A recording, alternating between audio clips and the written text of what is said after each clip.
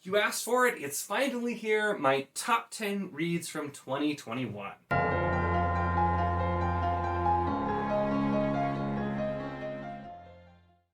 Hello and welcome to my channel. In this video I'm going to be doing my top 10 reads of 2021.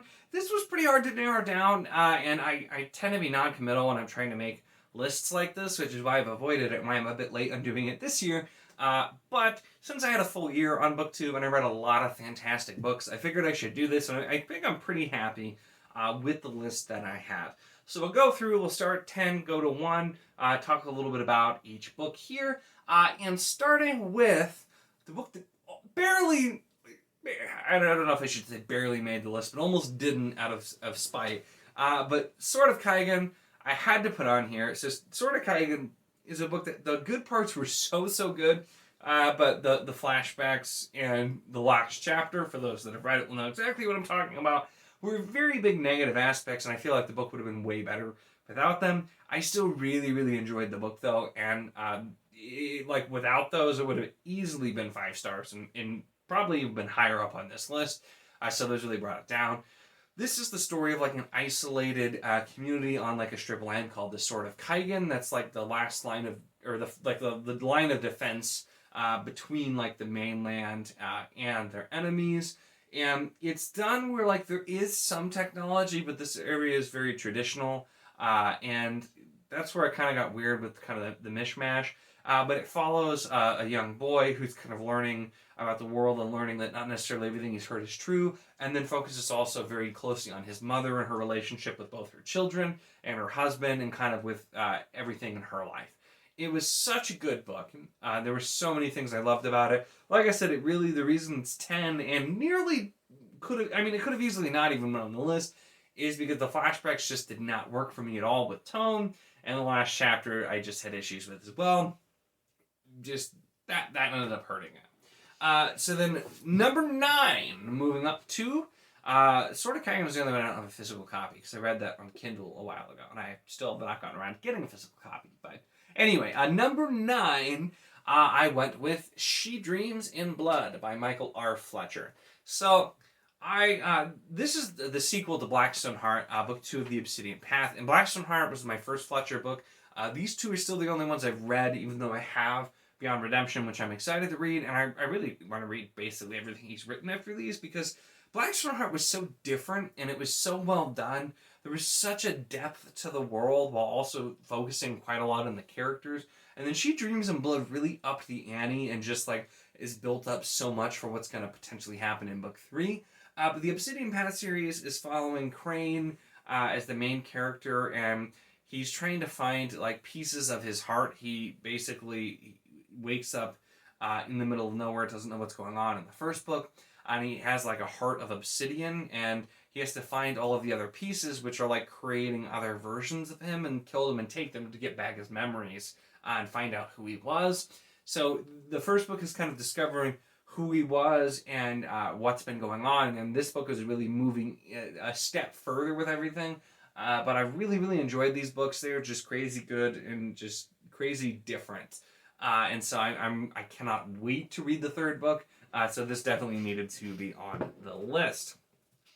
Number 8 we have then is going to be Legend by David Gemmell. Now, I don't honestly know if I would have put this on the list if I would not have recently read The King Beyond the Gate, because The King Beyond the Gate felt too similar to Legend, but it basically, it took place 100 years after Legend, and hit a lot of the same plot points at the beginning, but then was just so good in the end. It just reminded me of how good Legend was. So Legend, I still think, is a better book. And this follows Druss, who is like a retired hero, basically. He's older, but he gets kind of like called back into duty to try to stop this complete horde that completely outnumbers the defenders of the city from breaking in when no help is coming. This is very much a like siege, last line of defense. It explores a lot the nature of heroes, and Druss, meeting Druss for the first time as like an elderly man who's just still trying to live up to all of the legends of him was fantastic. This was just such a good book, And it did have, a few tropey things and a few things like I also think it could have been longer. But it was such a good story, and especially after reading King Beyond the Gate, even though the beginning was way too similar to Legend, how much I ended up enjoying it just makes me really. I'm excited to read more Gebel. It's been something I enjoyed. Legend was just really, really great, so I definitely thought it deserved a spot on the list here. All right, so number 7. And the only book in this top 10 list that's not fantasy, since this was just top 10 books I read, I didn't know which one to choose for this series, so I just decided to go with the first one, which is Nightfall by Daniel Barnett. I've talked a lot about the Night Merlin Chronicles by Daniel Barnett because I don't read horror, and this was so surprising to me that I ended up really enjoying this. I was not expecting to. I figured, I'll give it a shot, and I just kind of fell in love. I read the first 5 as of filming this, but depending on when this comes out, I might have finished the 6th one, Lily. But I really, really enjoyed this, and like I said, I could have picked a few of them. This one, along with several of the others, I've rated 5 stars and just really, really enjoyed. But Nightfall's kind of the one that started it for me and really drew me in so much. So I think this still deserves to be on the list, even though some of the later books are also really, really, really good. But Nightfall tells the story of a world where suddenly the sun goes out and darkness descends, and a man is determined to find his estranged daughter, basically, and ends up being joined by some others on the journey. It's an atmospheric horror. It's not at all, like I said, the normal kind of thing I read, but I just fell in love with the series and with this author and the way he writes. So Nightfall definitely belongs on the list. So I didn't plan it this way, but it's funny that it works out this way because we go from the horror book up to number 6, which is Men at Arms by Terry Pratchett.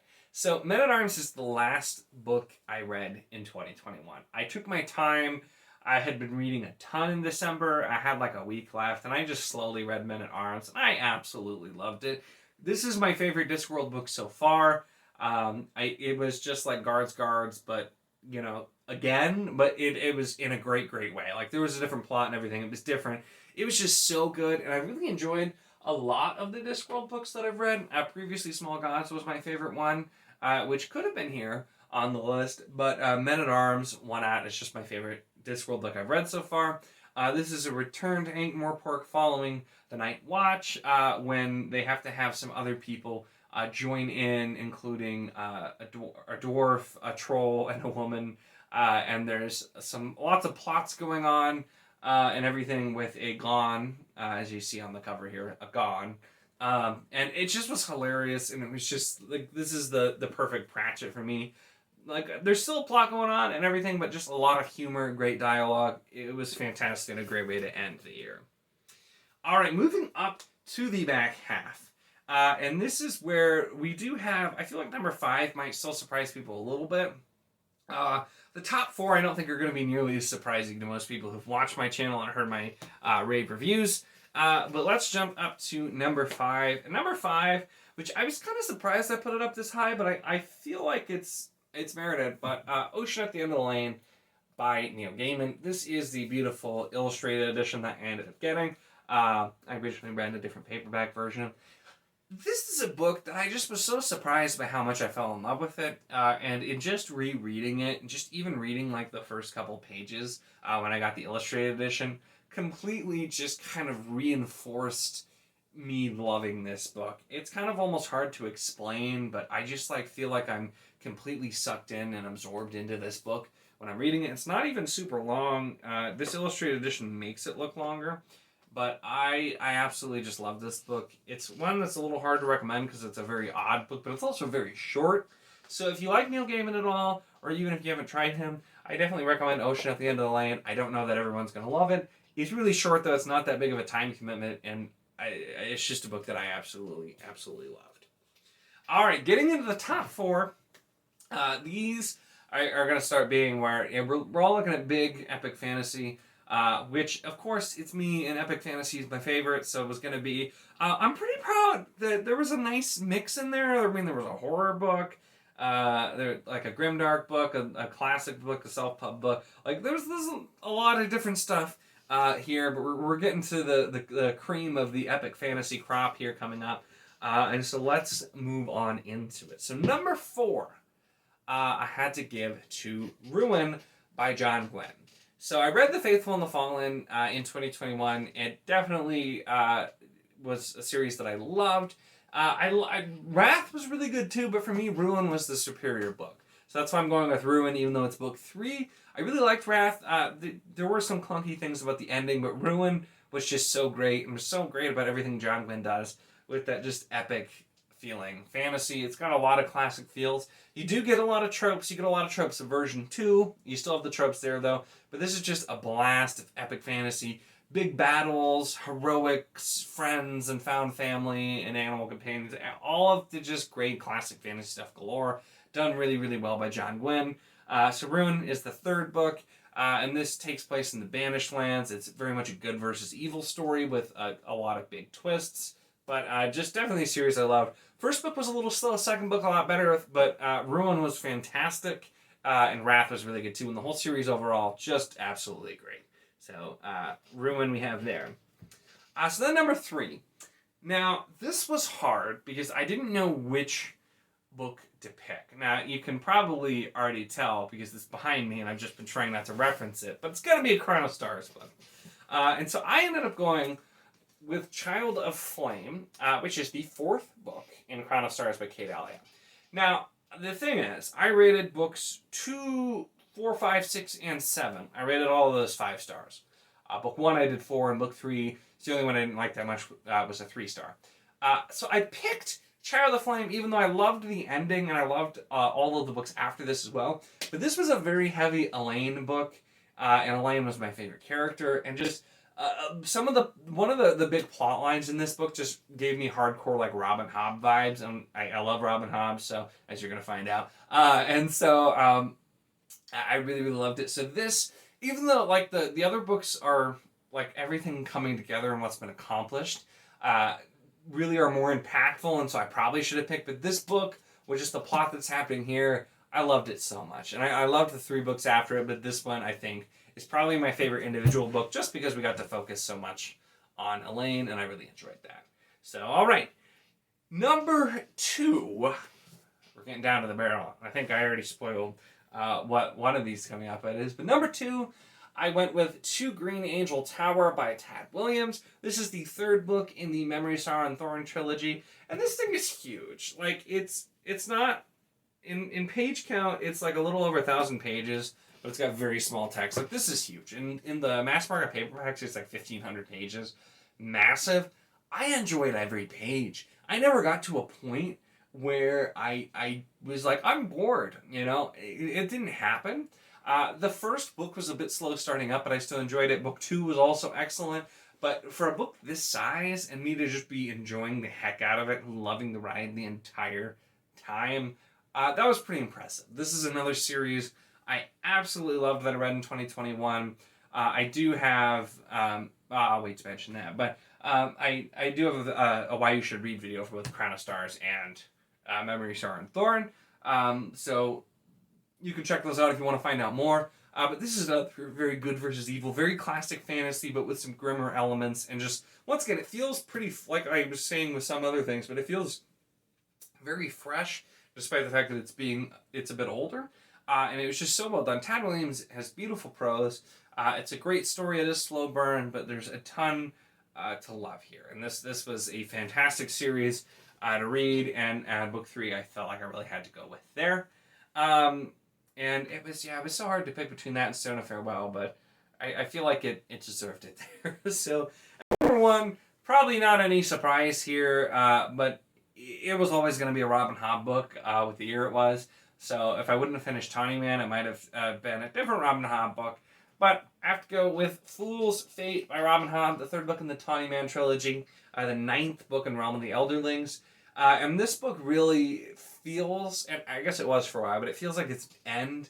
And just everything that's been built up, everything that this ties in together, I absolutely love the Farseer trilogy. I really, really enjoyed the Life Ship Trader trilogy as well. This kind of pulls everything in a little bit with Life Ships and with Farseer. It recontextualizes the original trilogy in a lot of ways and just is so amazing. I love this book.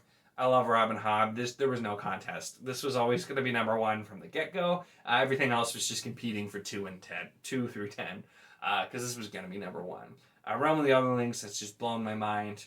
I also, that's why I didn't want to say, I also have a Why You Should Read video for Realm of the Otherlings, talking more about it, but this was the clear winner of my favorite book of 2021, and I imagine there's a really good chance that Assassin's Fate, once I get to it, the last book of Realm of the Otherlings in general, very well may take that title for 2022, but we'll have to see because I have a lot of fantastic books that I'll be reading in 2022. But that is my number one book of 2021. That was my top 10. Let me know in the comments, or also you can in the Discord and like the tag channel, or just, we actually have a wrap-up channel now that I remember, that a lot of people were posting. If you haven't done that, either the comments are there. Let me know what were your top 10 books of the year. I specifically didn't post because I knew I was going to be making this video, but it's really cool seeing everybody's lists. Also great to add books to my TBR, but let me know what you thought of my picks, what your picks are. Give the video a like if you enjoyed it. Check, once again, the link in the description for the Wizardly Duo Discord if you want to chat books or really anything. It's a lot of fun and we'd love to have you. Like I said, you can also post top 10s over there. We've got a channel for that. And then, of course, if you enjoy my content, make sure to subscribe.